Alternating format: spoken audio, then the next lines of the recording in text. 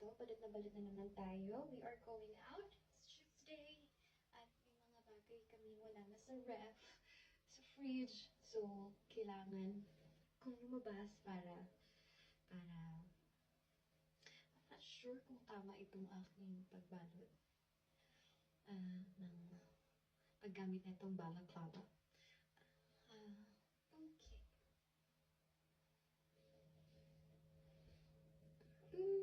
Siguro ganyan na lang, no? Then itali natin sa likod. So, dahil malamig na naman, dahil malamig sa labas, hindi pwedeng manipis ang ating suot. Kailangan, especially yung jacket ko ay hindi talaga siya pang winter. Diba? May size 1. Ito ay parang sleeveless. 2. Ano siya? Like sweater or knit. And then I have this vest. para ipatok ko dito. Okay. And then balaclava. Ibali ng medyo warm sa loob. Basta, safe tayo. Anyway, this is how my look. This is my outfit to go out. So, I'm gonna go now and yes, kaya minsan nakakatamad lumabas kasi kailangan mo na magsuot ng makakapal. Kung wala kang makapal na damit or wool na damit, kailangan i-double mo yung damit mo. I-layer mo siya. So, dahil wala akong wool na clothes and my jacket is not for this type of winter. Ito ay pang light lang siya. Pero better na may proper jacket talaga. And yung mga jacket ko, pinamigay ko lang before coming here because it's parang feeling ko marami ako masyadong dala. So, let's go! Let's go! Card.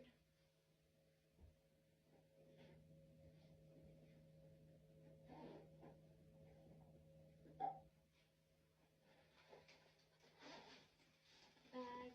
Ito lang talaga ang bag ko. Hindi pa ako nabili ng bag. Ito ay regalo ni Tita Babes from Germany. Nagpunta ako ng Germany. So, regalo niya pa yan. Hindi pa rin ako nabili.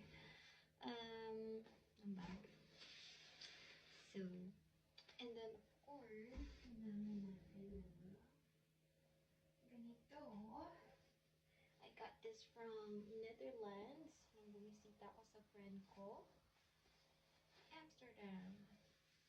So, I use this pag mag-grocery ako ng konti. So, susutin ko. Okay naman siya. Hindi naman nababasa yung paa ko dito. Dahil mataas naman siya. Pero, at nagsusuot ako ng makapal na jacket. Na socks. Para hindi ako lamigin. Pero, mas okay talaga bumili ng winter shoes. Kaya lang, nagtitipid ako kaya wag na lang. Pero matagal-tagal pa tong winter. Pero so far, carry naman siya ng Converse na to. Hindi naman mataas ngayon na ang snow dahil for few days hindi siya masyadong umulan ng snow. So, and then this.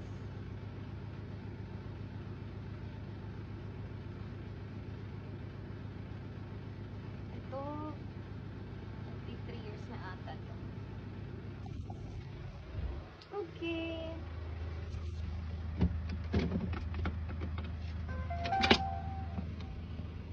Yes. Okay. Ganun pa rin siya. Okay. Ayan, mas snow pa rin.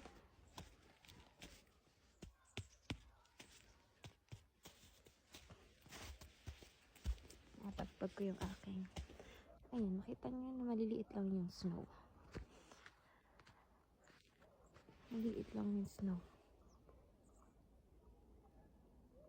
Pero parang lumalakas na. Hindi naman. Okay. Let's go. Ayan, magandang umaga ay tanghali sa inyong lahat na nanonood ng aking video. So, ito na naman tayo. Pupunta ako sa Ika store para bumili ng mga kailangan na wala kami ngayon sa aming fridge. Like milk, egg.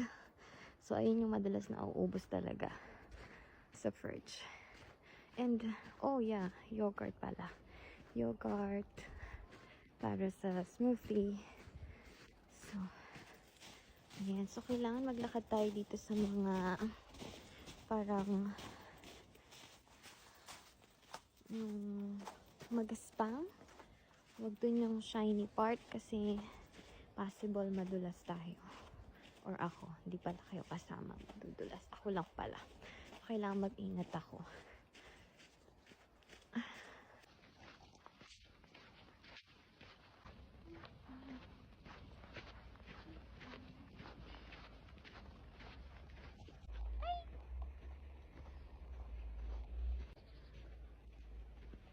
Maliliit lang yung snow, parang dandruff lang siya. Dandruff lang siya sa ulo ko. Grabe, oh, bahay na yan, uy, ganda. Sa taas ng mga bato-bato.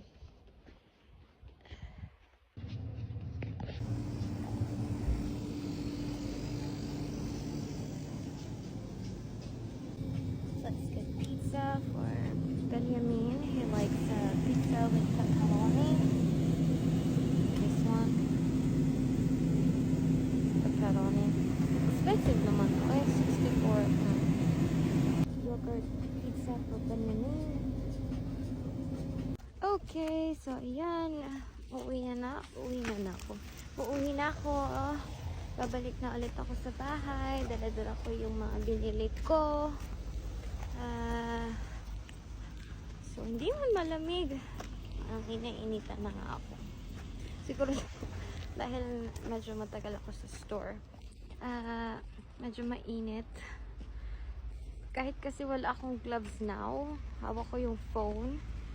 Hindi ko ramdam yung lamig dahil hindi siya mahangin. Kahit na mas snow pa yan, basta wala ang hindi mahangin, okay lang, hindi malamig. Pero kapag mahangin, yun, tumatagos talaga siya.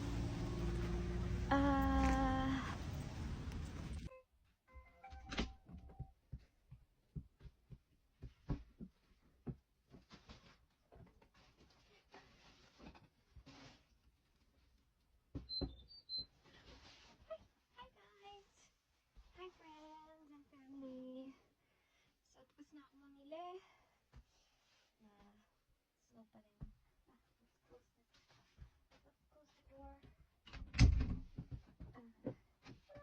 Okay, ngayon ay tanggalin ko. Iisip ko pa rin kung bibigyan ko ng jacket or winter shoes. Itong shoes ko, Converse, okay naman siya. Hindi naman siya nababasa. Yung loob ko. Hindi naman din nababasa. Kung waterproof naman siya. Pero kung lumakas pa yung snow, pero hindi naman kasi ako nagtatrabaho sa labas. Dito lang naman ako sa bahay. Lalabas lang ako kung may kailangan akong bilhin or may pupuntahan ako. Yun lang. Pero sobrang rare. Ano ba yung rare? Sobrang dalas. Dalas? Hindi madalas. Sobrang hindi madalas. Bayan. Basta ka na yun. So, dalhin na natin to sa taas ng bahay. Para salansan na natin. Maghugas muna ako ng kamay.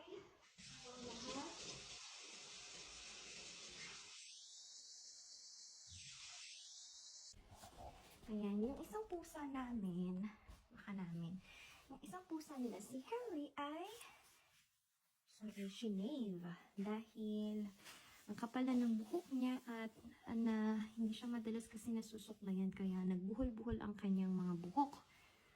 At ayun, nahihirapan or hindi siya active na.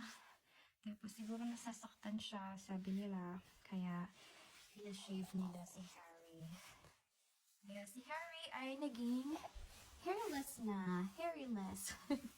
Mukha niya na lang at saka niya buntot mga kapal. Pero madaling magtubo yung kanyang hair. Kasi yung first day niya, sobrang yun eh. Nipis niya eh. Hindi yung kapal na ulit. Harry, look here. Harry. Harry. So, ayun na si Harry ngayon. Si Mimi naman, hindi man siya na-shave kasi ayos naman ang kanyang hair.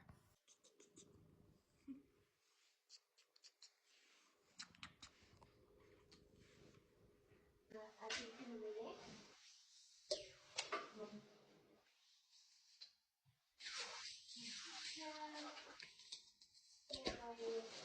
Ginalagay ko sa tinapay. Turkey, bacon, ang kanyang mga batas ng timata.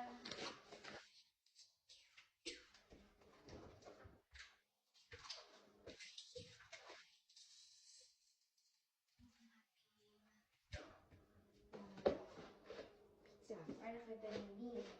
Siya ay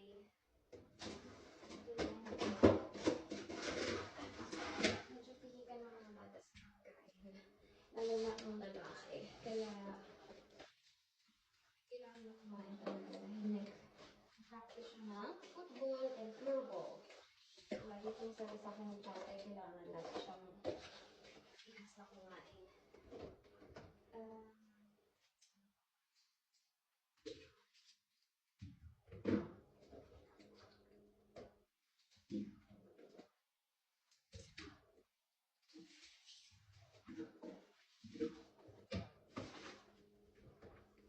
Okay, and of course, ito, smoothie,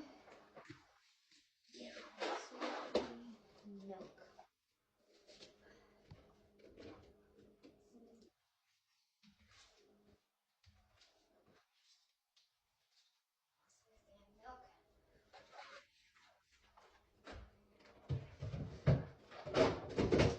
So, yun lang ating pinamili. Diba? Ang yun lang ating pinamili. Hindi kami sa kabigat. Meron sila, dahil madalas kami mag-grocery or bumili sa Ika, meron kami specific na card na ginagamit para dun sa store na yun. Tapos nire-reloadan lang. Yeah, nagtatapos lang sila ng pera dito para nagagamit ko. Kapag pumunta naman ako sa ibang store, meron naman silang pinapagamit na card para gamitin ko. So, ginagamit ko siya sa bus o kaya sa grocery. So, yun lang ang ating agenda for today. So, ngayon is... So, yun lang ang ating agenda for today. Then, I will prepare dinner later. And then, kapag dumat yung mga bata, I just say hi and then ask kung gusto nila ng snacks like pancake, sandwich. Sometimes talaga sila mga 4. And then, mga 4:30, prepare na ako ng dinner. And then, mga 6, kain. And then, actually, pag nagpe-prepare ako ng dinner, nag-iipis na rin ako at the same time. Para pagkatapos ng dinner, ang ilinisin na lang namin is yung mga pinagkainan namin, ilalagay namin sa dishwasher. So, yun lang siya. So, mga 6:20, 6:30, tapos na ako as long as na-early kami mag-dinner. So, yun lang ang ating daily routine.